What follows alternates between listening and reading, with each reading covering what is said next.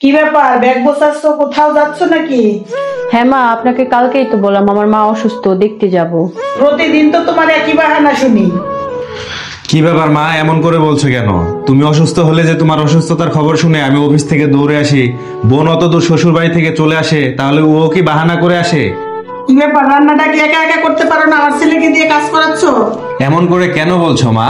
তুমি তো আমাকে আগে বলতে বাসায় তোমার শরীর খারাপ থাকলে কেউ তোমার কাজে সাহায্য করতো না, বাবা ফাঁকা বসে থাকলে বাবা তোমাকে কাজে সাহায্য করতো না, তুমি মন খারাপ করে শরীর খারাপ নিয়ে সারাদিন কাজ করতে। আর আজকে আমি যখন তোমার বৌমাকে কাজে সাহায্য করতেছি, তুমি এটাকে সাপোর্ট না করে তুমি কথা শোনাচ্ছ।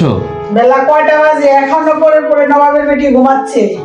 এমন করে কেন বলতেছো মা? ওই ঘরে বোনও তো শুয়ে আছে, ওকে তো তুমি কোনো কিছু বললে না।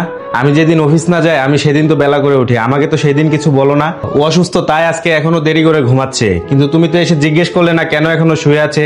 ও শরীরটা খারাপ তাই ও এখনো শুয়ে আছে। তুমি তো একবারও জানতে চাইলে না মা ও কেন শুয়ে আছে। কোনো কিছু না জেনে তুমি এরকম একটা বাজে মন্তব্য করে দিলে। আল্লাহ দেব আছে না, এখন দেখি মুখে তুইলেও খাওয়াই দিতে হয়। আল্লাদের কিছু না মা, শেষ বয়সে মাথায় হাত বুলানোর জন্য এই মানুষটার পাশে থাকবে, আর কেউ পাশে থাকবে না। ঠিক যেমন তোমার পাশে আজকে বাবা ছাড়া কেউ নাই। আচ্ছা, তুমি যে আমার জন্য প্রতিবাদ করো সবার সাথে, আমাকে সাপোর্ট দাও কেন? এটা তোমার জন্য না, যেটা সঠিক, যে কথাটা বলা উচিত আমি তাই বলি।